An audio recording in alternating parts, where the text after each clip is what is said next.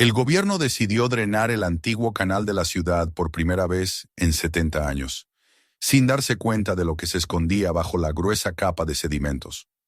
Cuando el agua retrocedió, uno de los trabajadores notó un extraño resplandor naranja en el fondo. No tenía ni idea de que este descubrimiento cambiaría su vida para siempre y conmocionaría al mundo entero. Suscríbete al canal y no olvides comentar desde dónde estás viendo este vídeo. El aire de Richmond olía a sal, hierro y a una humedad antigua que parecía filtrarse por los muros del tiempo. Era un otoño lento, cubierto por una neblina que se aferraba a los tejados de las casas y que envolvía las calles con un velo tenue de melancolía. En el edificio municipal, una construcción de piedra gris y ventanas estrechas que habían visto pasar generaciones de funcionarios y promesas, el murmullo de las conversaciones se confundía con el zumbido de los ventiladores viejos y el sonido metálico de las tuberías. El canal que cruzaba el corazón de la ciudad, aquel que alguna vez fue símbolo de progreso, ahora era una herida abierta, un cauce inmóvil, espeso, cubierto de algas, residuos y recuerdos. Hacía más de 70 años que no se vaciaba completamente, y en su superficie turbia el reflejo del sol apenas alcanzaba a sostenerse. Esa mañana, el ayuntamiento estaba lleno. Ingenieros, biólogos, funcionarios de sanidad y representantes de las empresas contratistas se habían reunido para tomar una decisión que, al principio, parecía puramente administrativa. Sobre la larga mesa de roble se apilaban carpetas, informes y fotografías aéreas del canal. En ellas se veían grietas en las paredes de concreto, hundimientos en los márgenes, vegetación desbordada y zonas donde el flujo del agua había desaparecido por completo. La alcaldesa, una mujer de voz firme y movimientos contenidos, escuchaba en silencio mientras los técnicos hablaban de corrosión, de riesgos estructurales y de posibles derrumbes. En su rostro no había emoción, solo una calma estudiada, la misma que empleaba para firmar documentos que llevaban décadas esperando una firma. Los ingenieros explicaron que las filtraciones estaban comprometiendo la estabilidad de las construcciones cercanas, que el agua estancada había generado acumulaciones de gas y que el fondo del canal, cubierto por lodo y desechos, ya no podía soportar más peso. Era necesario vaciarlo, limpiar cada tramo y reforzar las paredes antes de que ocurriera un desastre. La alcaldesa asintió lentamente, consciente de que la decisión tendría un costo político y económico considerable. Algunos de los concejales se removían en sus asientos, temiendo el gasto, pero nadie se atrevió a oponerse abiertamente. La última vez que alguien había intentado postergar una reparación importante, un derrumbe había sepultado una calle entera. Richmond no podía permitirse otro escándalo. Fuera del edificio, un grupo de curiosos se agolpaba detrás de las vallas metálicas. Los rumores corrían con rapidez en una ciudad que había aprendido a sobrevivir más de la nostalgia que de la industria. Algunos decían que bajo el canal se escondían barriles de desechos químicos arrojados por las fábricas en los años 50, cuando el progreso era más importante que la prudencia. Otros hablaban de obreros desaparecidos durante la construcción, de luces extrañas vistas por la noche, de un resplandor rojizo que había aparecido una vez, hace décadas, y que nunca nadie había podido explicar. Nadie sabía con certeza si esas historias eran reales o inventadas, pero se contaban igual, con el mismo respeto con que se mencionan los fantasmas familiares. Cuando la alcaldesa se levantó de su asiento, el murmullo se extinguió. Caminó hasta el centro de la sala y con una voz grave que resonó en las paredes húmedas, anunció la resolución. El canal sería drenado por completo de extremo a extremo, por primera vez en 70 años. Se limpiaría, se analizaría y se restauraría como parte de un proyecto de recuperación ambiental. Habría financiación estatal, supervisión universitaria y participación ciudadana. Habló de transparencia, de sostenibilidad, de devolverle la vida al río urbano. Algunos aplaudieron con tibieza, otros se limitaron a asentir. Solo los más viejos, los que habían vivido los días en que el canal todavía respiraba, guardaron silencio. En sus miradas había algo que no era miedo, sino memoria. Entre ellos, en una esquina de la sala, un hombre de mediana edad escuchaba sin intervenir. No era político ni ingeniero, sino un empleado de mantenimiento invitado por cortesía, Alguien que conocía las entrañas del sistema de drenaje mejor que los mapas. Se llamaba Michael Harris. Había trabajado durante más de 20 años en los muelles y en los canales menores de la ciudad, limpiando tuberías, reparando válvulas, destapando rejillas bajo la lluvia y el frío. Era alto, de hombros anchos, con las manos marcadas por la cal y el óxido. Vivía solo, en un apartamento pequeño cerca del puerto, rodeado de herramientas ordenadas con precisión casi obsesiva. No era un hombre de palabras, pero sí de observación. Cada día anotaba en un cuaderno los detalles de su jornada. El nivel del agua, el tipo de sedimento, la temperatura del aire, los sonidos que el canal emitía cuando respiraba en silencio. Cuando supo que el ayuntamiento buscaba trabajadores para el proyecto de limpieza, no dudó. Se presentó en la oficina de contrataciones, entregó sus papeles y firmó sin hacer preguntas. En la reunión de orientación, un supervisor explicó el plan: instalar bombas, drenar el agua por etapas, clasificar los desechos, extraer los restos sólidos y evaluar la estructura del fondo. Hablaron de horarios, de protocolos de seguridad y de la duración estimada del trabajo. 6 meses, tal vez más. Michael escuchó sin distraerse, tomando notas mentales. Algunos jóvenes se reían, bostezaban o consultaban sus teléfonos. Para ellos aquello era solo un empleo temporal. Para él era otra cosa. Era una oportunidad de mirar debajo de la piel de la ciudad, de entender qué había acumulado el tiempo allí donde nadie miraba. Los primeros días, Michael recorrió el perímetro del canal.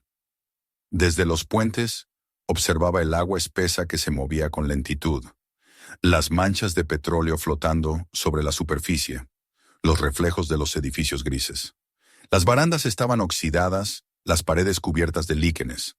A lo largo de los muros, las raíces de los árboles se habían infiltrado en las grietas como venas que intentaban devolver la vida a un cuerpo enfermo. En ciertos puntos, el concreto se desmoronaba, dejando ver ladrillos antiguos, más viejos que la propia estructura moderna. Cada detalle hablaba del paso del tiempo, de los intentos fallidos por controlar la naturaleza. Una tarde, mientras el sol descendía y el aire olía a sal y hierro, Michael se detuvo en el extremo del canal donde se unían las ramas menores. Había un desvío estrecho, casi oculto, bloqueado por una compuerta oxidada. Un supervisor le explicó que esa parte había sido sellada en los años 60 y que no tenía utilidad actual. «Es un callejón muerto», dijo. «Solo fango y ratas. No pierdas tiempo ahí». Pero esas palabras, lejos de disuadirlo, despertaron su curiosidad. No era un hombre supersticioso, pero creía que los lugares olvidados guardaban verdades que el tiempo no había logrado borrar. Esa noche, en su apartamento, encendió la radio y dejó que una vieja melodía de jazz llenara el silencio. Mientras bebía un café frío, abrió su cuaderno y escribió con letra pequeña: «El canal no está muerto, solo duerme». Luego dibujó el mapa del tramo donde trabajaría y marcó con precisión el área de la compuerta. Sintió algo parecido a una expectativa, una sensación que no lograba nombrar, mezcla de respeto y presentimiento. Los días siguientes transcurrieron con una rutina exacta. Las bombas rugían, las mangueras expulsaban chorros de agua oscura, y poco a poco el nivel descendía. El olor era insoportable, una mezcla de lodo podrido, aceite, basura y algo más profundo, más antiguo, que parecía salir del fondo mismo de la tierra. Las noticias comenzaron a cubrir el proceso, mostrando imágenes de retroexcavadoras y camiones cargando montones de sedimento. Los niños observaban desde las barandas, los ancianos murmuraban recuerdos, los comerciantes vendían café a los curiosos. Era como si la ciudad entera se hubiera reunido para presenciar el acto de desenterrar su propio pasado. Michael trabajaba sin prisa, con la calma de quien sabe que el tiempo, en esos lugares, tiene otra medida. Cada palada de barro era una página arrancada a la historia. Encontraba objetos pequeños, una botella rota con inscripción, una cadena oxidada, un trozo de cerámica pintada. Los limpiaba con cuidado, los colocaba a un lado, tomaba nota. Sus compañeros lo apodaron el arqueólogo y se burlaban de su meticulosidad, pero él no respondía. Había aprendido que las bromas desaparecen con el tiempo, pero las huellas que deja la curiosidad permanecen. Al caer la tarde, cuando el sol se disolvía entre los tejados y el aire adquiría un tono dorado, Michael se quedaba solo junto al canal. El sonido de las bombas se atenuaba y el silencio regresaba, un silencio denso, casi líquido. Miraba la superficie del barro que reflejaba la luz del crepúsculo y pensaba en las manos que, 70 años atrás, habían cavado esas mismas paredes. Imaginaba a los obreros, a los ingenieros, a los sueños de un futuro que nunca llegó, y en esa contemplación encontraba una especie de paz. Pero la paz en Richmond nunca duraba mucho. En la radio, los comentaristas debatían sobre el costo del proyecto, sobre los intereses ocultos de las empresas contratistas, sobre la inutilidad de rescatar un canal que ya nadie usaba. Las autoridades respondían con optimismo. Se hablaba de crear un paseo peatonal, de abrir cafés y museos, de convertir la zona en un símbolo de renovación. Sin embargo, bajo ese discurso de progreso, se extendía algo que no podía decirse en voz alta. La sospecha de que, al remover la superficie, la ciudad estaba despertando algo que había preferido olvidar. Michael no pensaba en eso mientras trabajaba. Solo sabía que cada capa de lodo era una historia comprimida. A veces, cuando el viento soplaba desde el mar, el olor cambiaba y traía consigo un eco lejano de metal caliente, como si las viejas fábricas aún respiraran bajo el agua. En esos momentos, cerraba los ojos y escuchaba. El canal le hablaba en un idioma que solo él parecía entender. El lenguaje del tiempo. Un amanecer, antes de comenzar la jornada, se detuvo frente al canal vacío. El agua había bajado tanto que el fondo ya era visible en algunos tramos. El barro brillaba con un tono oscuro, casi metálico. La neblina cubría las orillas, y el sonido de los motores aún dormidos creaba una vibración leve, constante. Michael respiró hondo y sintió que aquel silencio no era ausencia de ruido, sino una forma distinta de presencia. Era como si el canal esperara algo. En ese instante, comprendió que la decisión tomada por el ayuntamiento, ese acto burocrático y rutinario de vaciar un canal, no era solo una obra pública, era una invocación. Habían removido el velo del tiempo, habían roto el pacto del olvido, y ahora, bajo los metros de barro y sedimentos acumulados, algo se disponía a salir a la luz. Michael se alejó despacio, sin saber que su vida, desde ese día, quedaría unida para siempre al curso oscuro y silencioso de aquel canal que el mundo había dado por muerto. Richmond se preparaba para limpiar su herida, sin imaginar que al hacerlo, abriría la puerta a su propia memoria. Y mientras el sol se elevaba entre la bruma, el agua seguía retrocediendo, revelando los secretos que el tiempo había guardado con tanto esmero. El amanecer llegó envuelto en una niebla espesa que se deslizaba sobre el cauce del canal, como una respiración antigua. El aire olía a hierro, a agua vieja y a la sombra húmeda de los muros. Michael Harris llegó antes que los demás, como hacía casi todos los días desde que comenzaron los trabajos. Caminó despacio por la pasarela de madera que los obreros habían instalado para desplazarse sin hundirse en el barro, escuchando el zumbido grave de las bombas que seguían drenando el agua del corazón de la ciudad. A su alrededor, la maquinaria dormía, cubierta por una fina capa de rocío, y el reflejo del sol naciente apenas lograba atravesar la bruma. Aquella mañana, Richmond parecía suspendida entre dos tiempos, el del progreso que prometían los funcionarios y el del silencio que emanaba del canal. El proceso de drenaje había avanzado rápido. Los tramos principales ya mostraban su fondo lodoso, cubierto de objetos extraños, basura acumulada y raíces que se entrelazaban como venas petrificadas. Desde las calles altas, los curiosos se agolpaban para observar el espectáculo. Había algo hipnótico en ver al canal, ese cuerpo dormido durante décadas, perder su piel líquida para mostrar las cicatrices del tiempo.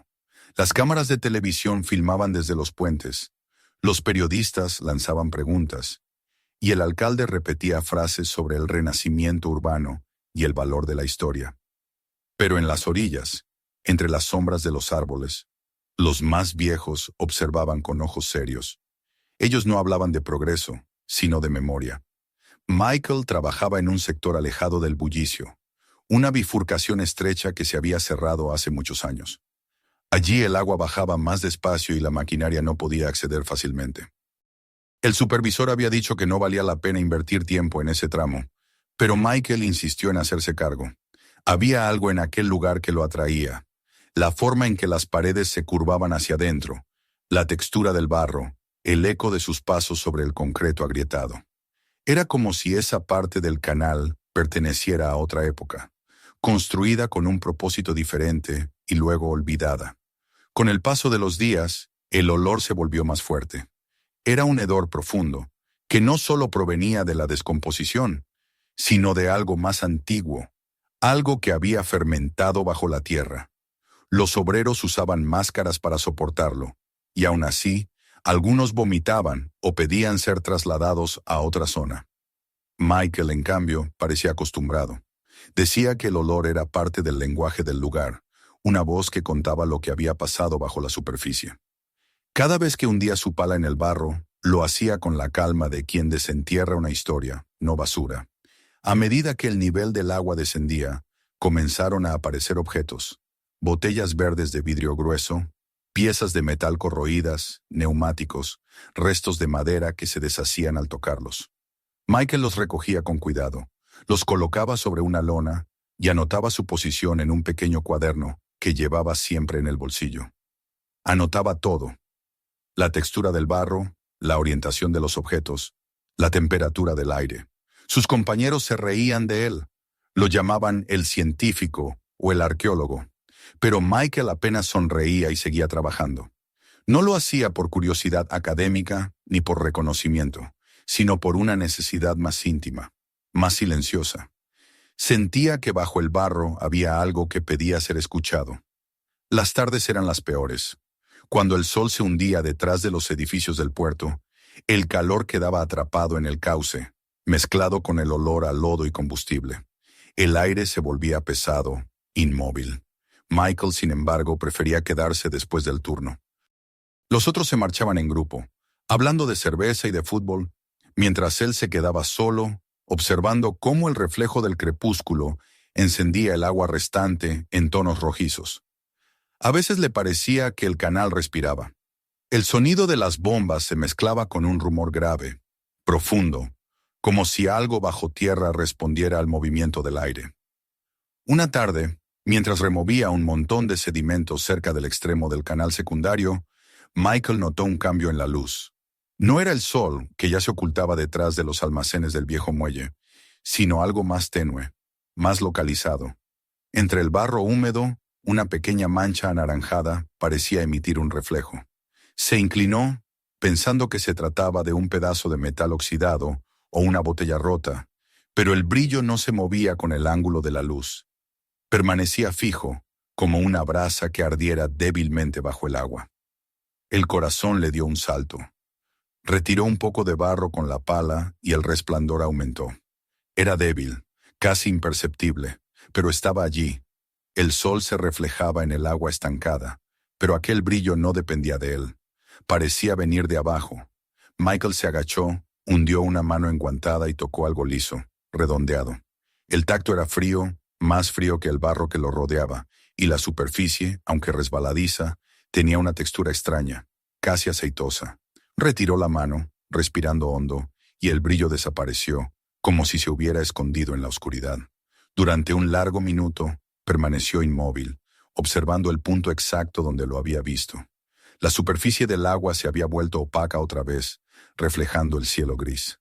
Tal vez había sido un efecto de la luz, pensó, una ilusión causada por el ángulo del sol. Pero no podía quitarse la imagen de la mente. Un resplandor suave, constante, como el de una piedra preciosa enterrada. Se sentó en el borde del canal y miró el cielo que comenzaba a oscurecerse. Luego sacó su cuaderno, anotó la hora, la ubicación, la dirección del sol y la profundidad estimada. Dibujó un pequeño croquis y escribió una frase: posible reflejo anómalo en el fondo. Cerró el cuaderno y guardó silencio. Esa noche no pudo dormir. Cada vez que cerraba los ojos veía aquel brillo anaranjado encenderse y apagarse como un latido. Intentó convencerse de que era solo curiosidad profesional, pero en el fondo sabía que no era eso. Había algo en ese resplandor que le recordaba la vida, como si el canal le hubiera mostrado un fragmento de su propio corazón. Se levantó de la cama, encendió la radio y escuchó las noticias. Hablaban del avance de las obras, de la reducción de los niveles de contaminación, del entusiasmo de la alcaldesa. Nadie mencionaba el olor, ni el silencio, ni el peso invisible que parecía acumularse sobre el lugar. A la mañana siguiente, llegó al sitio antes del amanecer. El aire era más fresco, y la neblina cubría el canal como una manta de algodón. Bajó por la escalera metálica, con la pala al hombro y el cuaderno en el bolsillo. El barro estaba firme, casi seco en la superficie, y cada paso dejaba una huella que se llenaba lentamente de agua. Encontró el lugar que había marcado el día anterior y comenzó a excavar con cuidado. Al principio solo aparecieron fragmentos de piedra y trozos de madera podrida.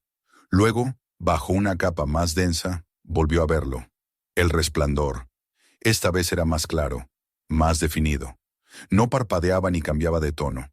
Era una luz suave, cálida, que parecía salir de un objeto enterrado. Michael apartó el barro con las manos, temiendo dañar lo que fuera que se escondía allí. Poco a poco, una superficie lisa emergió, redondeada, brillante, del color del ámbar. No era metal ni vidrio. Parecía una piedra pulida, pero con una cualidad extraña. No reflejaba la luz, la absorbía y la devolvía transformada, como si respirara. El corazón de Michael latía con fuerza. Se inclinó sobre el objeto y lo tocó con la punta de los dedos. Estaba frío al principio, pero luego comenzó a calentarse, o quizá era su imaginación. Retiró la mano de golpe y se quedó mirando. La luz pareció atenuarse, volverse más tenue, hasta desaparecer por completo. El silencio a su alrededor se volvió absoluto. Ni las bombas ni las voces de los otros obreros llegaban hasta allí. Era como si el canal contuviera el aire, guardándolo dentro de sí. Michael cubrió el objeto con un trozo de tela húmeda y marcó el lugar con una pequeña bandera. Sabía que debía informar al supervisor, pero algo en su interior le decía que esperara. No por miedo, sino por respeto. Aquello no era chatarra ni un simple hallazgo arqueológico. Era algo que pertenecía al tiempo. Algo que había estado dormido bajo el agua durante décadas y que por alguna razón había decidido mostrarse ahora. Esa tarde, mientras los demás almorzaban junto al camión de suministros, Michael se quedó solo en el canal, observando la superficie del barro. El sol caía en un ángulo bajo, tiñendo todo de un dorado enfermizo. Los ruidos de la ciudad se filtraban como ecos lejanos. Una gaviota pasó volando y su sombra cruzó el terreno donde había visto el resplandor. Por un instante, creyó ver la luz otra vez, débil, temblorosa, como si respondiera a su presencia. Cuando finalmente decidió hablar con el supervisor, el día ya declinaba. El hombre escuchó su relato con gesto incrédulo y cierto fastidio. Probablemente sea una botella o un trozo de metal pulido, dijo. No te preocupes, mañana lo revisaremos con el equipo de los ingenieros. Pero la mirada de Michael no reflejaba ni duda ni exageración. Había visto algo real. El supervisor, quizás contagiado por su seriedad, ordenó que marcaran la zona y que se restringiera el acceso hasta el día siguiente. Esa noche, en su pequeño apartamento, Michael escribió en su cuaderno hasta que la tinta comenzó a correrse por el sudor de sus manos.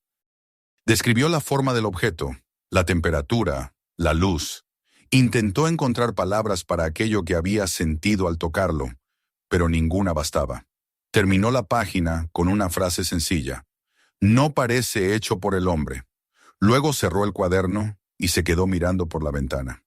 Afuera la niebla cubría los tejados y el sonido del mar llegaba amortiguado por la distancia. Durmió poco y mal. Soñó con el canal vacío, con una corriente de agua dorada que fluía bajo el barro y con una voz que susurraba algo que no podía entender. Al despertar, el amanecer tenía el mismo tono de los sueños, una mezcla de luz fría y silencio expectante. Se vistió sin desayunar, tomó sus herramientas y salió a la calle. Caminó despacio hacia el canal, con la sensación de que el día sería distinto, aunque no supiera por qué. Cuando llegó, el supervisor ya lo esperaba junto a 2 ingenieros y un par de obreros. La zona estaba acordonada y el aire olía a ozono y barro. Michael descendió primero, señalando el punto exacto donde había encontrado el objeto. Los demás se acercaron, observando el terreno con curiosidad. «Ahí está», dijo Michael, y comenzó a remover la tela. El sol que asomaba entre las nubes iluminó el fondo del canal, y entonces todos lo vieron, un brillo anaranjado que parecía encenderse desde dentro de la tierra. El silencio fue total. Nadie habló durante varios segundos. Uno de los ingenieros se agachó, tocó la superficie con un guante y se quedó inmóvil. «No es metal», murmuró, «ni vidrio, es otra cosa». El supervisor dio la orden de detener el trabajo y pidió que trajeran una cámara para registrar el hallazgo. Mientras los demás se movían con prisa, Michael permaneció a un lado, observando cómo la luz cambiaba, cómo parecía reaccionar a los movimientos del aire. Esa tarde, cuando el sol se ocultó y los obreros abandonaron el lugar, Michael se quedó solo. Miró por última vez el punto donde el barro ocultaba aquel objeto imposible. El aire estaba quieto, y el canal parecía un animal dormido que respiraba bajo tierra. Sabía que al día siguiente comenzarían los análisis, las preguntas, las teorías. Pero en ese momento solo había silencio, un silencio tan profundo que parecía provenir de otro tiempo. Mientras se alejaba, pensó que quizá el canal no era un cuerpo muerto, sino un corazón enterrado que aún latía muy lentamente, y que aquel resplandor, aquel pulso de luz bajo el barro, era su manera de recordar al mundo que seguía vivo, esperando a ser escuchado otra vez. El día siguiente amaneció con una claridad diferente, como si el sol hubiera decidido mirar a Richmond con más detenimiento. En el aire flotaba una mezcla de curiosidad y expectación. Los obreros, que antes trabajaban con la monotonía de una tarea rutinaria, se movían ahora con una energía nerviosa, conscientes de que algo había cambiado. En el canal, el rumor del hallazgo se había extendido como una corriente invisible.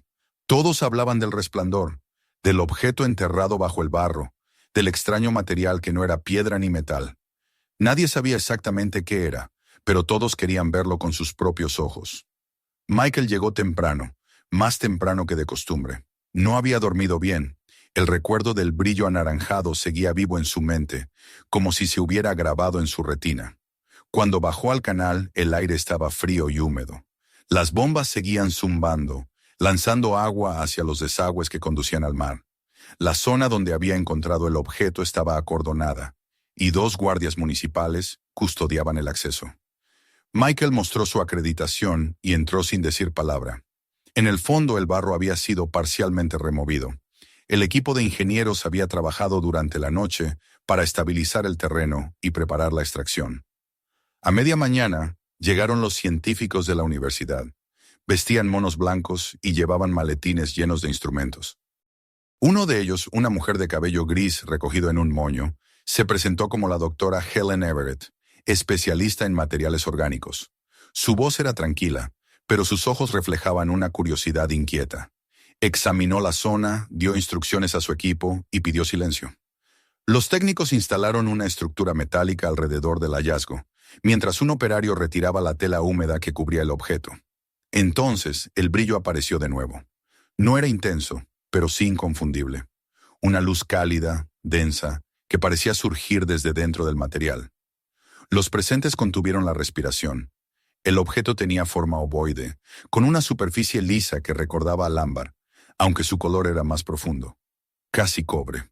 En los bordes se notaban pequeñas irregularidades, como si el tiempo lo hubiera moldeado lentamente, capa por capa. La doctora Everett se inclinó y lo observó en silencio durante varios minutos. Luego murmuró algo para sí misma. «No puede ser natural». Los obreros se miraron entre sí, sin comprender el significado de aquellas palabras. Michael permanecía inmóvil, con las manos cruzadas sobre la pala. Sentía una mezcla de orgullo y desconcierto. Aquel objeto había dormido bajo sus pies durante décadas, tal vez más, y ahora emergía al mundo gracias a su insistencia. Pero junto a la emoción había un peso extraño, una sensación de haber alterado algo que no debía tocarse. El proceso de extracción fue lento y meticuloso. Utilizaron herramientas pequeñas, retirando el barro centímetro a centímetro. La superficie del objeto parecía absorber la luz del sol, reflejándola en tonos dorados y rojizos. Cuando finalmente lograron liberarlo del todo, Lo colocaron en una camilla acolchada y lo cubrieron con una lona transparente. La doctora Everett anotó observaciones en su libreta. Pidió que tomaran fotografías y ordenó que el objeto fuera trasladado inmediatamente al laboratorio central de la universidad. Antes de irse, se volvió hacia Michael y lo miró con una expresión que mezclaba gratitud y cautela. Lo que usted ha encontrado, dijo, podría cambiar mucho más de lo que imagina. Las palabras quedaron suspendidas en el aire, y Michael las sintió como una advertencia más que un elogio.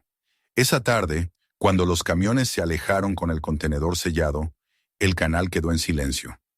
Los obreros regresaron a sus tareas habituales, pero la concentración se había perdido. Todos hablaban del hallazgo. Algunos bromeaban diciendo que Michael había encontrado un tesoro. Otros especulaban que era un meteorito o una reliquia prehistórica. Los más supersticiosos murmuraban que era algo vivo, una semilla de otro mundo que había dormido bajo el agua durante generaciones. Michael escuchaba sin intervenir. Sabía que ninguna de esas explicaciones se acercaba a lo que había sentido cuando lo tocó. Al caer la noche, la noticia se propagó por la ciudad. Las radios locales transmitieron boletines especiales, los periódicos imprimieron ediciones extra y los canales de televisión enviaron reporteros al lugar. Las palabras «descubrimiento histórico» y «misterioso objeto anaranjado» aparecían en todos los titulares. La alcaldesa convocó una rueda de prensa en la escalinata del ayuntamiento. Habló de transparencia, de ciencia, de futuro. Agradeció públicamente a Michael Harris, el trabajador que había mostrado diligencia y compromiso con el patrimonio de la ciudad. En el fondo, Michael sintió una punzada de incomodidad. No le gustaban las cámaras ni los discursos. A la mañana siguiente, cuando se dirigía al trabajo, la gente lo reconocía en la calle. Algunos lo felicitaban, otros lo miraban con una mezcla de admiración y envidia. En la cafetería donde solía desayunar, el camarero le ofreció el café sin cobrarle. «Por el héroe del canal», dijo sonriendo. Michael agradeció con un gesto y se marchó en silencio. No se sentía un héroe, solo había hecho su trabajo. Pero algo en su interior había cambiado. Desde el hallazgo, todo le resultaba distinto. El sonido de las bombas, el olor del barro, la luz que caía sobre el canal. Era como si el lugar tuviera ahora una conciencia propia, un pulso que él podía percibir. Mientras tanto, en el laboratorio de la universidad, la doctora Everett y su equipo trabajaban sin descanso. El objeto había sido colocado en una cámara aislada, protegida del aire y la humedad. Las primeras pruebas mostraron resultados desconcertantes. No se trataba de piedra ni de resina industrial. Su densidad era superior a la del granito, pero su superficie era blanda, casi orgánica.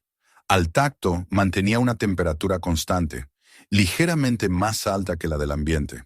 Bajo ciertas condiciones de luz, emitía un resplandor interno, como si contuviera partículas luminosas suspendidas en su interior. Los análisis químicos revelaron algo aún más extraño. La composición era similar a la del ámbar gris, una sustancia orgánica producida por los cetáceos, pero con alteraciones moleculares que no correspondían a ningún proceso natural conocido. La doctora Everett escribió en su informe preliminar que el objeto parecía ser el resultado de una interacción prolongada entre materia orgánica e inorgánica en un entorno químicamente inestable. En otras palabras, una fusión imposible entre lo vivo y lo mineral. Cuando el informe llegó a manos del ayuntamiento, la interpretación científica se transformó en noticia sensacional. Los medios hablaban de una joya natural de valor incalculable. Las revistas titulaban «El tesoro del canal», «El ámbar de Richmond» o «El milagro bajo el barro». Las autoridades aprovecharon el entusiasmo. La alcaldesa anunció la creación de una exposición temporal en el Museo Municipal, donde el público podría contemplar el hallazgo una vez concluidos los estudios. El objeto todavía estaba en manos de los científicos, pero ya tenía nombre, historia y hasta logotipo. Michael observaba todo desde lejos. Su vida se había llenado de interrupciones. Periodistas que lo esperaban a la salida del trabajo, cartas de agradecimiento, invitaciones a programas de televisión. Los vecinos le pedían autógrafos. Los niños querían tomarse fotos con él. Al principio lo tomó con paciencia, pero pronto empezó a sentirse observado invadido. El canal, que antes era su refugio de soledad, se había convertido en un escenario. Ya no podía quedarse solo al final de la jornada, escuchando el rumor del agua. Había guardias, vallas, cámaras. Hasta el silencio había sido reemplazado por el ruido constante de los drones que filmaban desde arriba. Una tarde, después del turno, decidió caminar por la orilla opuesta, lejos de los curiosos. El cielo estaba cubierto de nubes bajas, y el aire tenía ese olor a lluvia que siempre lo hacía pensar en el mar. Se detuvo frente al punto donde había visto por primera vez el resplandor. El barro, ya seco, conservaba la forma del hueco donde había estado el objeto. Lo observó durante largo rato, tratando de entender por qué se sentía incompleto, como si algo de sí mismo hubiera quedado enterrado allí. Pensó en la doctora Everett, en los científicos, en los informes, en las cámaras. Todos hablaban del objeto, pero nadie parecía comprender su presencia. Esa noche, de regreso a casa, encendió la radio. La voz del locutor llenó la habitación con tono exaltado. Según las últimas declaraciones del equipo de la universidad, el misterioso material descubierto en el canal podría tener un origen biológico marino. Su composición se asemeja al ámbar gris, una sustancia usada antiguamente en la fabricación de perfumes de lujo. Si se confirma, su valor económico podría alcanzar cifras millonarias. Michael apagó la radio. Le repugnaba escuchar cómo reducían el hallazgo a una cuestión de dinero. Los días siguientes trajeron más agitación. Las autoridades municipales comenzaron a recibir propuestas de compra de museos y coleccionistas privados. Empresas de perfumes ofrecían financiar los estudios a cambio de derechos de explotación. La alcaldesa hablaba de turismo, de inversión, de desarrollo cultural. El canal, antaño un vertedero olvidado, se había convertido en el centro del mundo. Y sin embargo, en medio del entusiasmo general, comenzaron a surgir dudas. La doctora Everett, revisando las imágenes de microscopía, notó algo inquietante. En el interior del material había pequeñas inclusiones metálicas, tan diminutas que apenas podían distinguirse. Al principio pensó que se trataba de contaminación, pero bajo mayor aumento, los fragmentos mostraron formas demasiado regulares. Algunos parecían filamentos, otros fragmentos de lámina. Uno en particular tenía bordes rectos y una serie de marcas grabadas, como si hubiera formado parte de una estructura o un dispositivo. Cuando compartió el hallazgo con sus colegas, las discusiones se intensificaron. Algunos insistían en que eran restos industriales atrapados en el barro que, por azar, habían quedado encapsulados en la masa orgánica. Otros no estaban tan seguros. Si el objeto había crecido o se había formado alrededor de algo metálico, ¿qué era exactamente ese algo? ¿Una máquina? ¿Un recipiente? ¿Un experimento? Las preguntas se multiplicaron. Michael no supo de esos detalles hasta unos días después, cuando un joven periodista lo abordó en la salida del trabajo. Se dice que el objeto contiene piezas de metal, le dijo.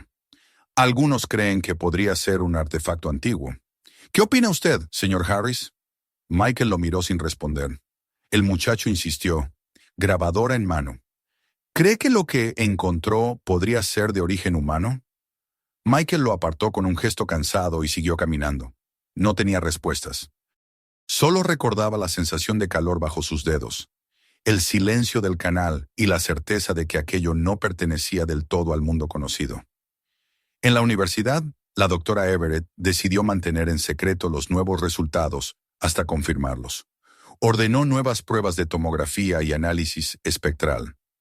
Lo que encontraron superó todas las expectativas. Dentro del objeto existían variaciones de densidad que no se explicaban solo por los fragmentos metálicos. Había cavidades, canales internos, zonas donde el material parecía más denso, como si envolviera un núcleo sólido. En una de las imágenes, una línea casi perfecta se curvaba en el centro, recordando la forma de una espiral. A partir de ese momento, el entusiasmo del público comenzó a mezclarse con el miedo. Los rumores se dispararon. En los foros de Internet se hablaba de experimentos militares, de restos de satélites, incluso de tecnología extraterrestre. Las autoridades intentaban mantener el control de la narrativa, pero cada intento de aclaración solo alimentaba la sospecha. En las calles, algunos decían que el hallazgo traería mala suerte, que el canal debía cerrarse otra vez.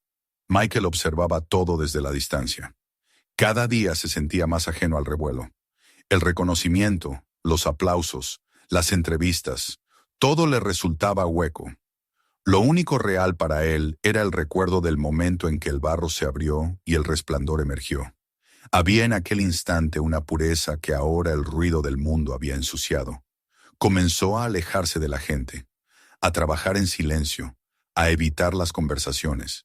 Pasaba las noches revisando sus cuadernos, releyendo las notas de los primeros días, como si buscara en ellas un sentido que se le escapaba.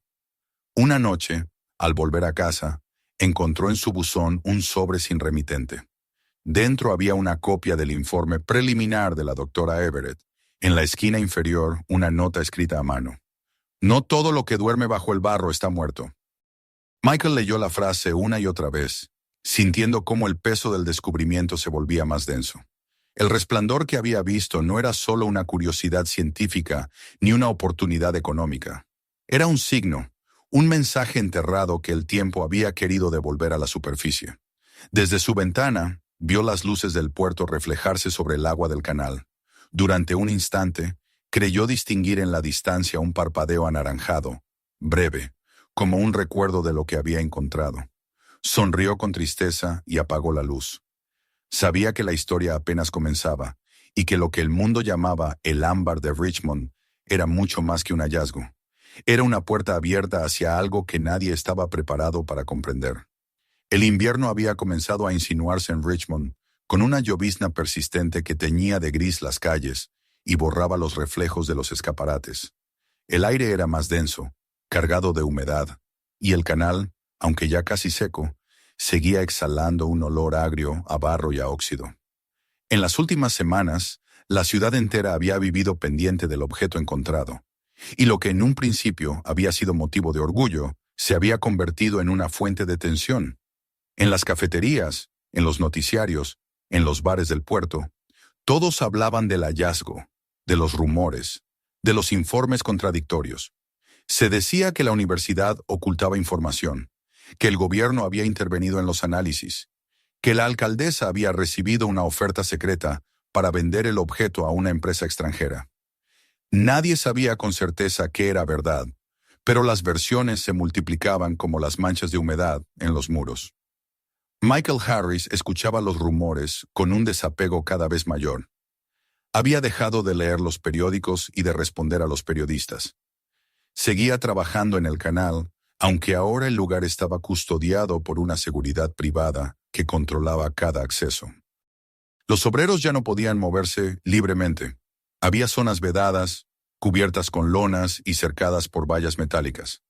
El tramo donde se había encontrado el objeto estaba completamente cerrado, y en su lugar se levantaba una estructura temporal, un laboratorio improvisado del que entraban y salían personas con trajes blancos y rostros tensos. El zumbido de los generadores se mezclaba con el golpeteo de la lluvia.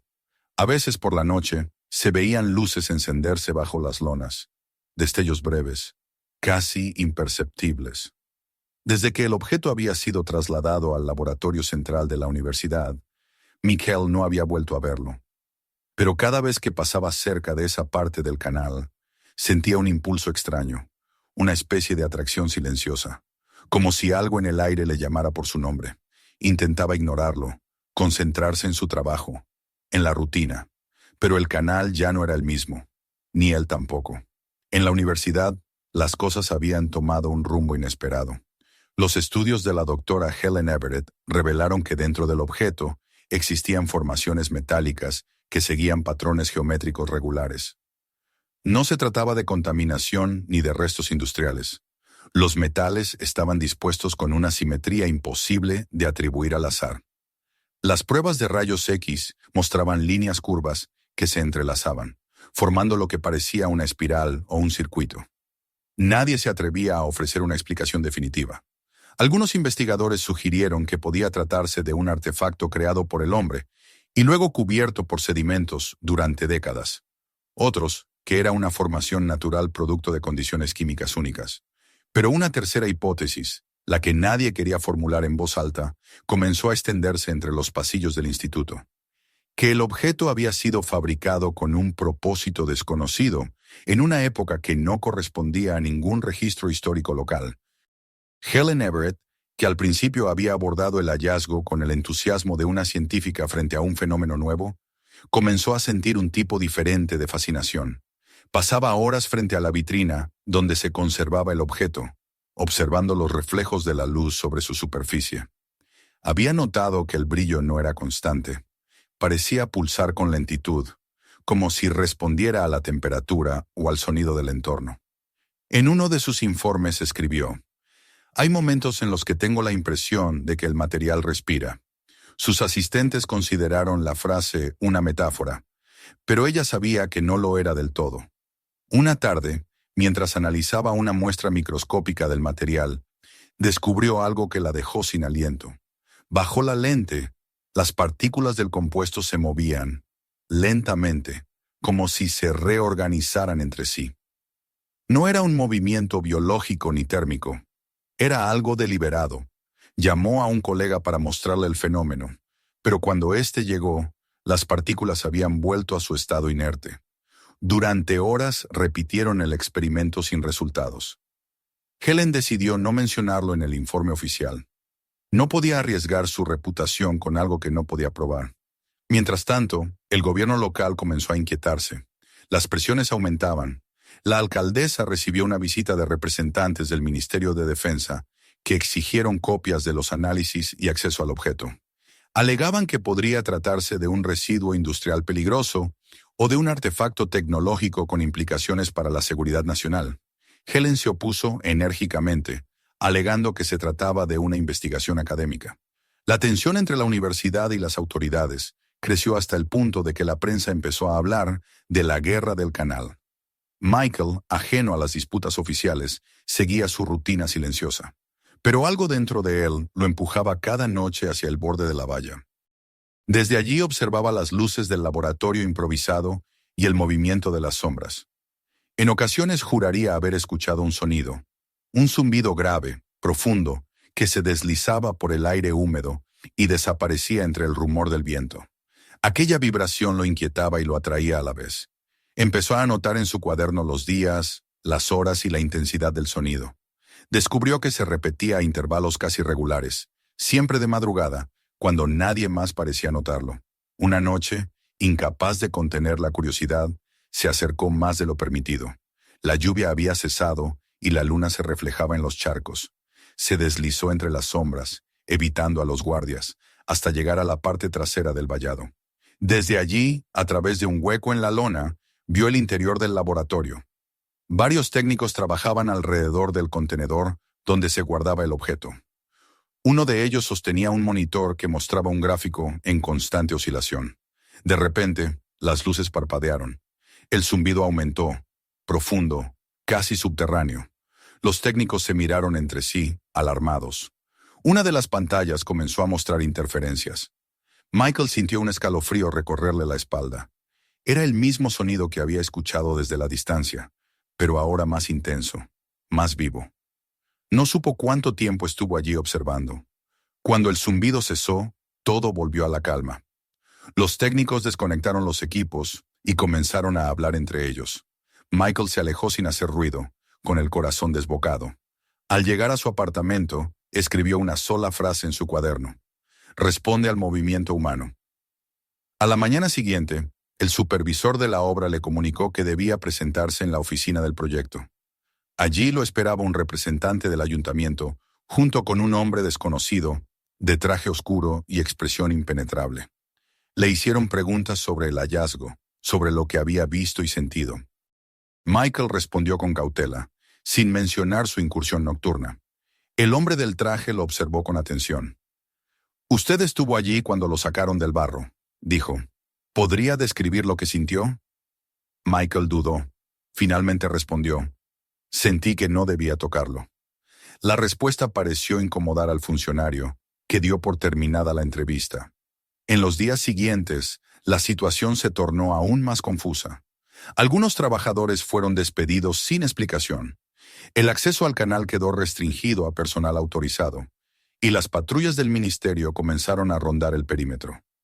Las cámaras de televisión, que antes transmitían en directo desde el lugar, fueron retiradas. El entusiasmo inicial se transformó en silencio. Los medios dejaron de hablar del tema, como si alguien hubiera decidido borrar el hallazgo de la conversación pública. Una tarde, Michael fue a visitar a la doctora Everett en la universidad. Tuvo que insistir varias veces antes de que la dejaran pasar. Cuando por fin entró, la encontró en su laboratorio, pálida y agotada, rodeada de informes y fotografías. Sobre la mesa, cubierto por una cúpula de vidrio, el objeto brillaba tenuemente, como si tuviera su propia fuente de luz. Helen levantó la vista y lo saludó con una sonrisa débil. «Está cambiando», dijo en voz baja. «No lo admiten oficialmente, pero lo hemos visto. Hay variaciones en su estructura interna. Es como si algo dentro se reorganizara, muy despacio». Michael miró el objeto sin atreverse a acercarse. «¿Y si es peligroso?», preguntó. Helen dudó antes de responder. «Todo lo desconocido lo es, pero no creo que quiera dañarnos. Creo que intenta decirnos algo». Esa noche, Michael caminó por las calles desiertas bajo la llovizna. Las palabras de la científica resonaban en su cabeza. Intentar decirnos algo. ¿Podía un trozo de materia comunicarse? ¿Podía algo sin vida tener intención? Se detuvo frente al canal, donde el agua, atrapada en pequeños charcos, reflejaba las luces del alumbrado. Cerró los ojos y escuchó, y allí estaba de nuevo, el zumbido, más débil, más lejano, pero inconfundible.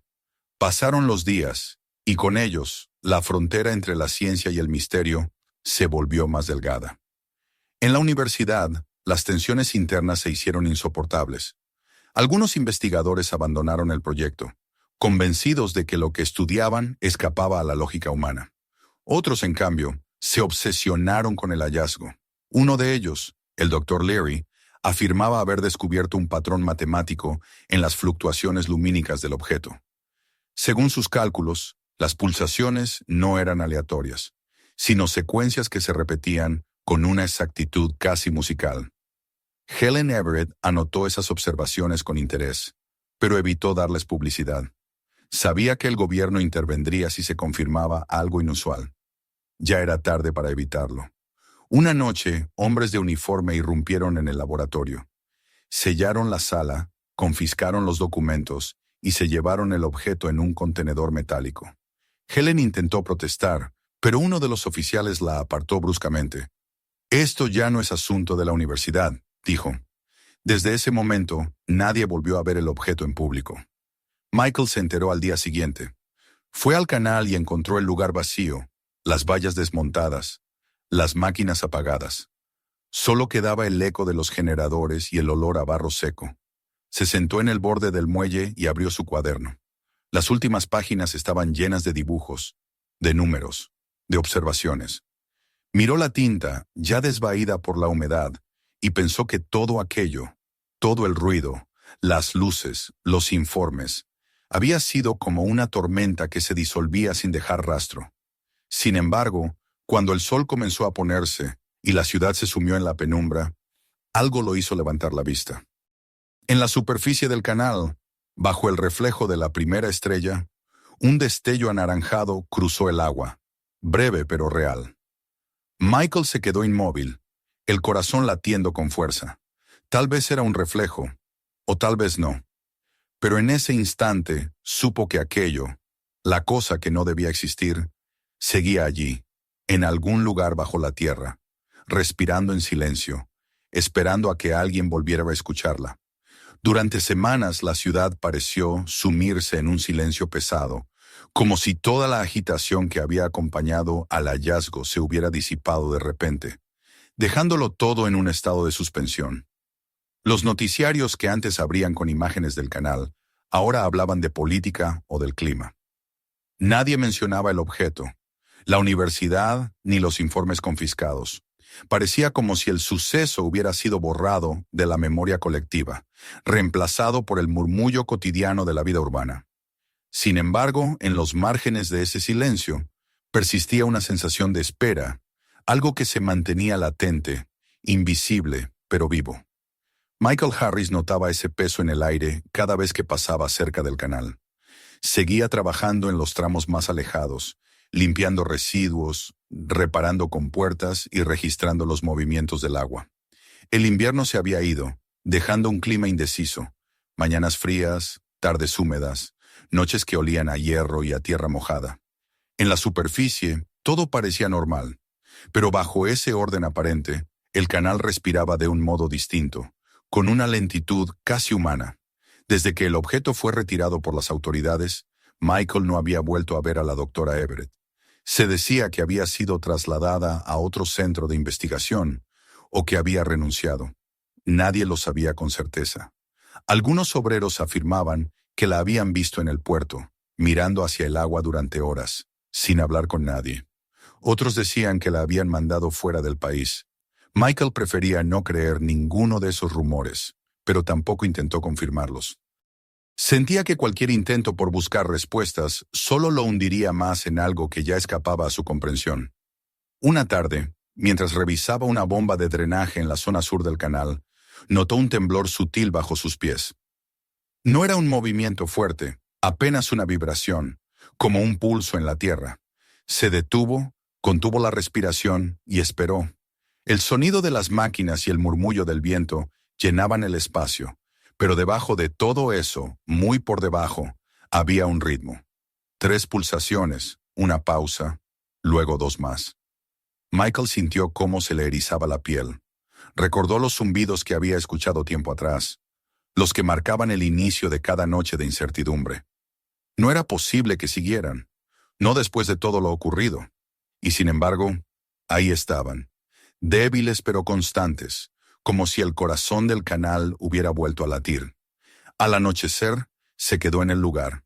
Las luces del muelle se encendieron una a una, proyectando destellos amarillos sobre la superficie del agua. El aire era frío, cargado de un olor metálico que le recordó la primera vez que tocó aquel objeto. A su alrededor todo estaba inmóvil.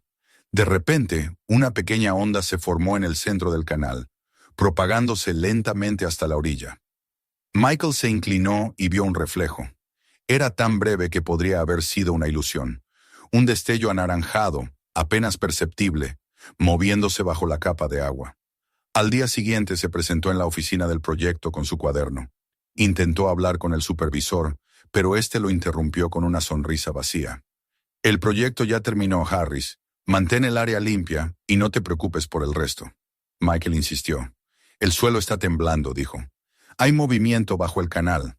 El supervisor suspiró, mirando alrededor para asegurarse de que nadie los escuchara. No hay nada ahí abajo. Olvida eso, ¿sí? Nos pagan por mantener esto estable, no por imaginar cosas. Pero Michael no podía olvidarlo. Aquella noche volvió al canal. La luna llena iluminaba el cauce con una claridad casi antinatural.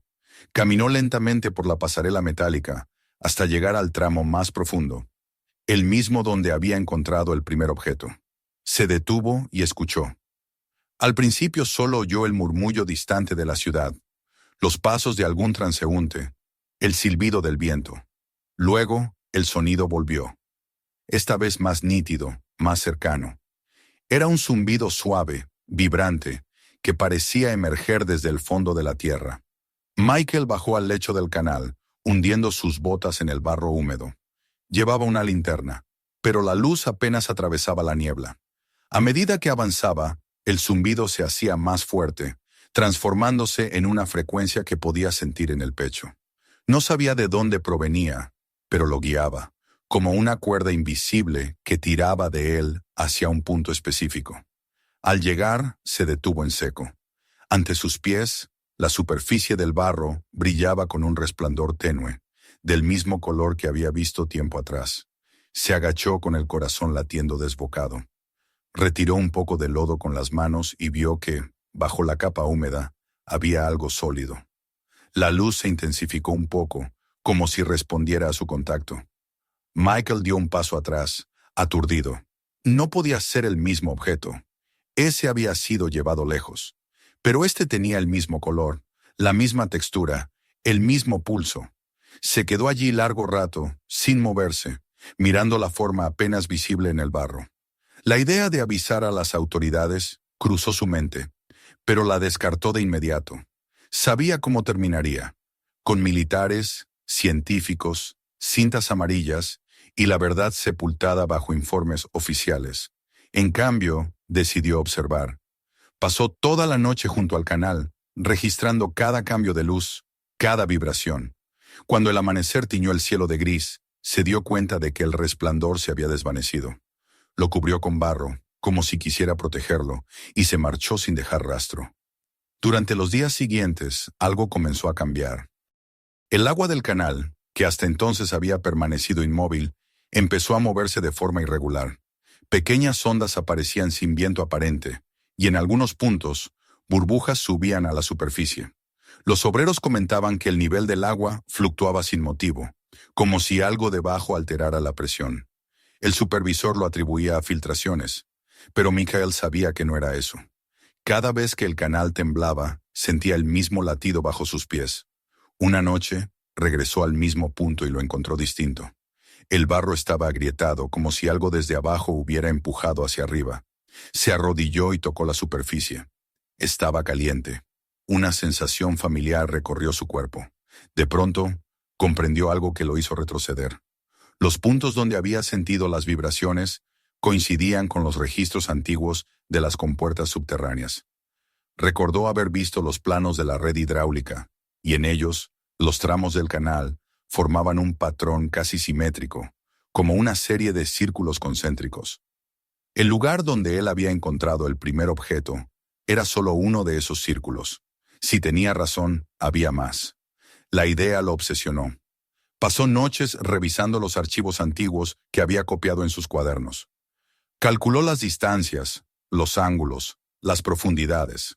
Los puntos coincidían con exactitud matemática. El canal no era una estructura caótica, como siempre se había creído. Era una construcción deliberada, un trazado con un propósito. Y los objetos, si existían más, habían sido colocados siguiendo un orden preciso. ¿Pero por quién? ¿Y con qué fin? Michael sabía que no podía compartir sus conclusiones con nadie. Nadie lo creería, y los pocos que lo harían intentarían usar la información para sus propios fines. Decidió seguir investigando solo. Cada noche, mientras la ciudad dormía, se adentraba en el canal con su linterna y su cuaderno, marcando los lugares donde el barro se agrietaba o donde las ondas aparecían sin razón. En uno de esos recorridos encontró algo más. Una segunda forma luminosa, más pequeña, parcialmente enterrada en el sedimento. Era idéntica a la primera, aunque su luz era más débil, como si aún no hubiera despertado del todo. Durante un instante pensó en sacarla, en llevarla consigo, pero algo dentro de él se lo impidió. No por miedo, sino por respeto. Aquello parecía frágil, dormido, y la idea de romper ese equilibrio lo horrorizaba. Se limitó a observarla, tomando notas y dibujando su posición. Luego, como la vez anterior, la cubrió con barro y se marchó sin mirar atrás. Esa misma semana, un grupo de trabajadores reportó interferencias en los sistemas eléctricos de las bombas. Las luces parpadeaban, los generadores se detenían sin motivo. Un técnico aseguró haber visto un resplandor naranja reflejarse en el agua antes de que fallara la energía. Las autoridades ignoraron los informes, atribuyéndolos a la humedad. Pero entre los obreros comenzó a circular un rumor. El canal estaba vivo. Michael no desmintió el rumor. Tampoco lo confirmó. En su interior sabía que el canal no era un ser vivo, pero contenía algo que lo era en otro sentido. Algo que trascendía las categorías humanas. Empezó a pensar que los objetos no eran fragmentos aislados, sino partes de una red. Cada uno emitía pulsaciones que, juntas, creaban un patrón. Si era así, lo que había sentido aquellas noches no era un eco, sino una forma de comunicación. El canal hablaba a su manera, no con palabras, sino con vibraciones. Pasaron los días y las señales se hicieron más frecuentes. Los temblores ya no eran esporádicos. Se repetían con un ritmo constante, casi como un mensaje cifrado. Michael los sentía incluso cuando estaba lejos del canal, como si su cuerpo se hubiera vuelto sensible a esa frecuencia. Las noches se llenaron de sueños confusos. Veía luces bajo el agua, figuras moviéndose en espiral, voces sin sonido. Al despertar tenía la certeza de que algo bajo la tierra se estaba reorganizando, despertando lentamente. Una mañana, al llegar al trabajo, encontró la entrada principal del canal cerrada. Un cartel anunciaba trabajos de inspección estructural. Pero él supo que era una excusa. Los guardias del ministerio habían regresado. Traían equipos nuevos, sensores, antenas. Desde lejos Michael los observó instalarse y comprendió que habían detectado lo mismo que él. La diferencia era que ellos no veían un mensaje, sino una amenaza. Esa noche, la ciudad entera pareció temblar. No fue un terremoto, pero las luces parpadearon y los relojes digitales se desajustaron. En el canal, el agua comenzó a hervir en algunos puntos, liberando burbujas de gas que olían a ozono. Los guardias corrieron, las alarmas sonaron, y Michael, que observaba desde el puente, vio cómo un resplandor anaranjado ascendía lentamente desde el fondo, extendiéndose como un halo. No había fuego ni ruido, solo luz. Una luz viva que respiraba.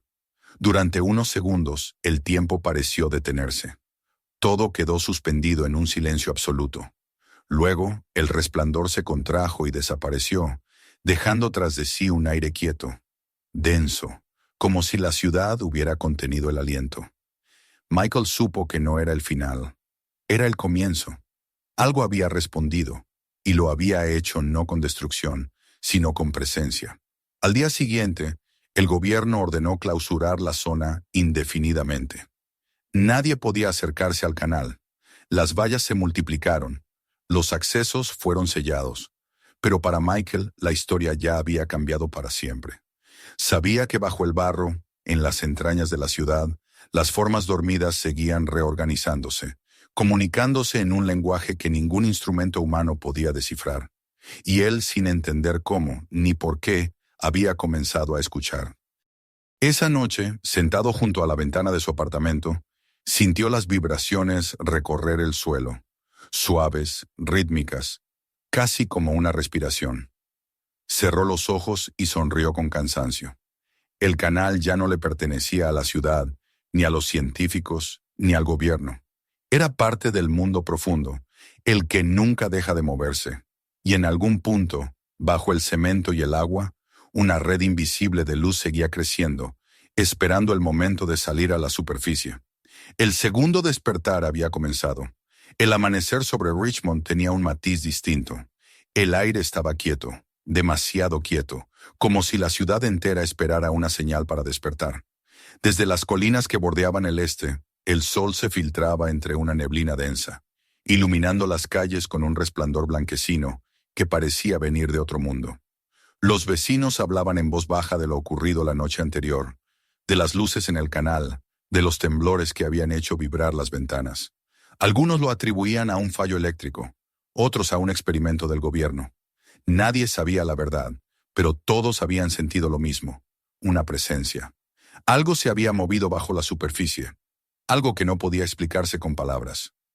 Michael Harris caminaba por el muelle con paso lento, envuelto en su viejo abrigo gris. Llevaba los ojos hundidos y las manos manchadas de barro seco. No había dormido.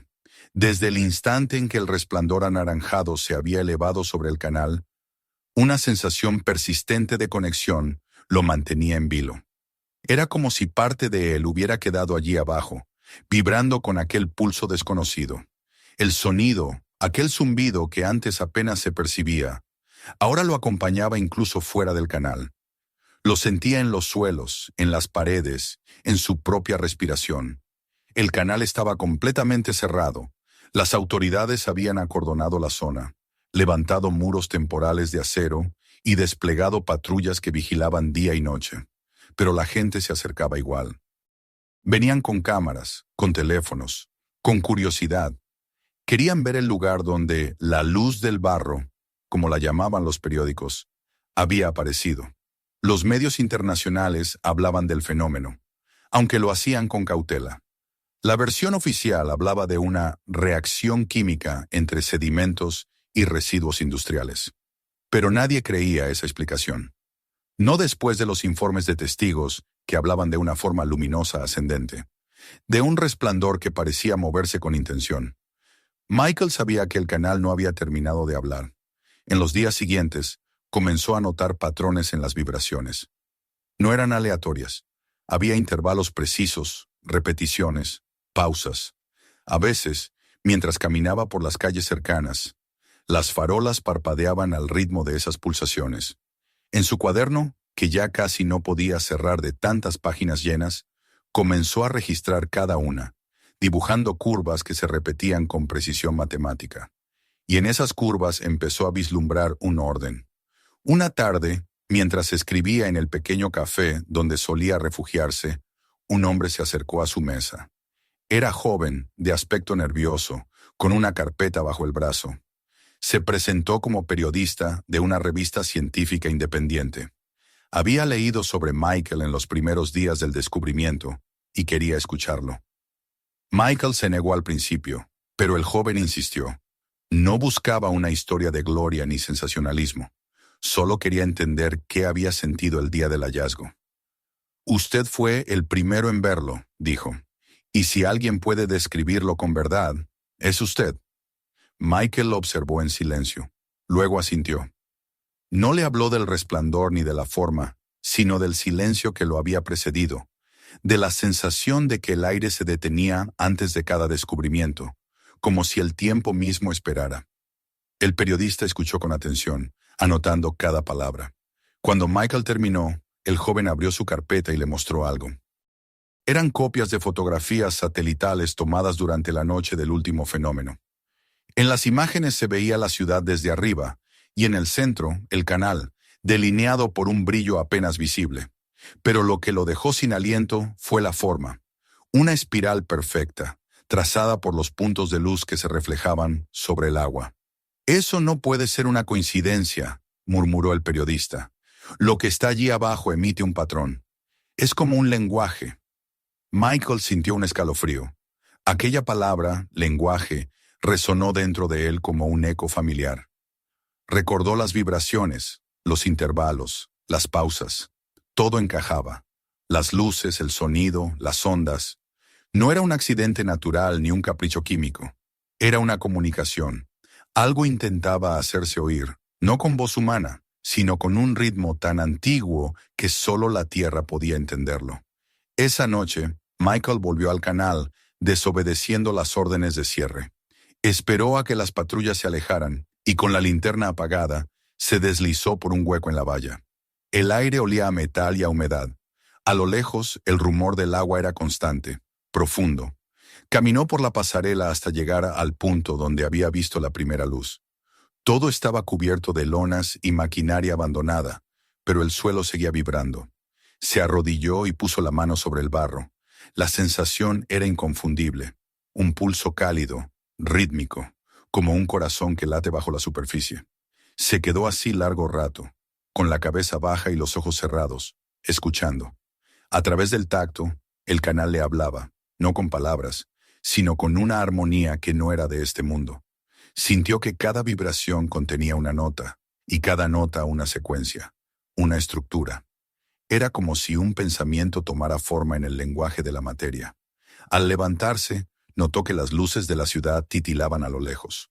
No era una falla eléctrica, era sincronía. El canal y la ciudad vibraban al mismo compás. A la mañana siguiente, los noticiarios informaron de interrupciones breves en el suministro eléctrico, de relojes desajustados, de aves que cambiaron repentinamente su ruta sobre el cielo urbano. Los científicos ofrecían explicaciones sobre perturbaciones electromagnéticas locales, pero los más sensibles hablaban de otra cosa. La ciudad respira diferente, decía una mujer en el mercado. Anoche el suelo tenía voz. El periodista volvió a buscar a Michael con nuevas fotografías. Mostraban más que luces. En las tomas más recientes, el resplandor parecía extenderse bajo los cimientos, como raíces luminosas que crecían hacia el este. Cuando las superpusieron con el mapa de la red de drenaje, descubrieron algo perturbador. Las ramificaciones del brillo coincidían exactamente con los canales secundarios construidos en los años 50. La red completa formaba una figura, una espiral que partía del punto original del hallazgo y se expandía bajo toda la ciudad. No fue una obra hidráulica al azar, dijo el periodista en voz baja. Alguien diseñó esto para esconder algo o para mantenerlo vivo.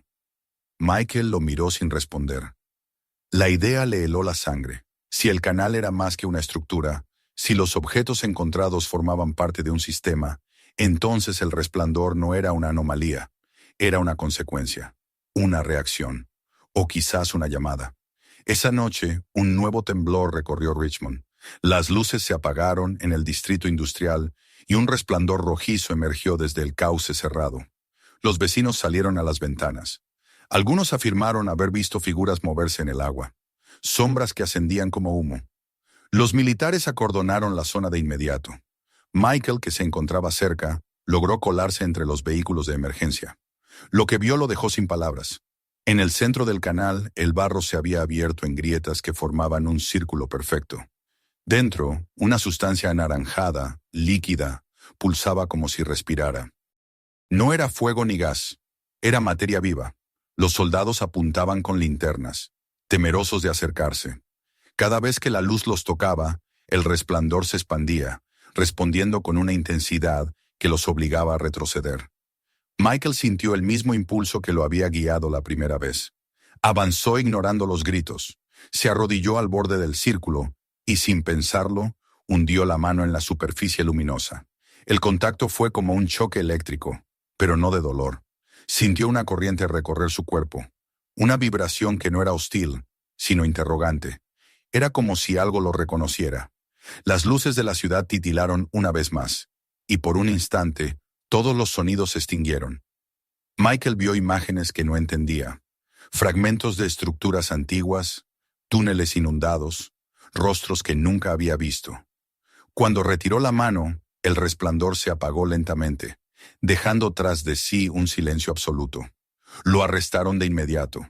Los militares lo interrogaron durante horas, pero Michael apenas hablaba. No fue peligroso, repetía. Solo quería entender. Finalmente lo liberaron sin cargos, aunque le prohibieron acercarse al canal. Sin embargo, algo dentro de él había cambiado. Desde aquella noche, el zumbido ya no venía de afuera. Lo escuchaba dentro de sí, como un eco constante que lo acompañaba incluso en el sueño. Pasaron las semanas, y el fenómeno del canal se volvió un tema prohibido. Los informes fueron sellados, los científicos silenciados. Pero el efecto persistía. La ciudad comenzó a comportarse de forma extraña. Las brújulas fallaban, las radios captaban interferencias con patrones rítmicos, y en ciertas noches, las luces de los edificios parpadeaban como si respondieran a una frecuencia invisible. Algunos vecinos decían escuchar vibraciones en las tuberías, un rumor subterráneo que recordaba una respiración. Michael sabía que aquello no era el fin, sino el principio. Lo que dormía bajo la ciudad estaba despertando de nuevo, y esta vez no lo hacía en silencio. Empezó a notar que la gente más sensible también lo percibía. En el mercado, una niña le dijo una frase que lo estremeció. «El agua habla contigo, ¿verdad?» Él la miró sorprendido, pero la niña solo sonrió y se alejó corriendo. Una noche sin luna, Michael volvió al canal. No para violar órdenes ni buscar respuestas, sino para escuchar. Se sentó en el borde del muelle y esperó. El agua estaba inmóvil, pero el aire vibraba, como si el suelo contuviera un canto inaudible. Cerró los ojos y comprendió. El canal no era una herida de la ciudad, sino su memoria. Lo que había encontrado no era un objeto enterrado, sino una semilla. Algo que había esperado 70 años bajo el barro hasta encontrar a quien pudiera oírlo. Y ahora, toda la ciudad escuchaba. Las calles, los edificios, las máquinas, los cables eléctricos. Todo resonaba con el mismo pulso, como si Richmond, la vieja ciudad costera construida sobre barro y hierro, se hubiera convertido en un solo organismo. Las personas lo sentían sin entenderlo, y aunque el miedo seguía ahí, mezclado con la fascinación, había también una extraña paz. La materia, el agua, la luz y la memoria habían comenzado a hablar el mismo idioma. Michael se quedó allí hasta el amanecer, observando cómo el sol emergía entre la niebla. No sabía qué vendría después, pero comprendía una cosa con absoluta certeza.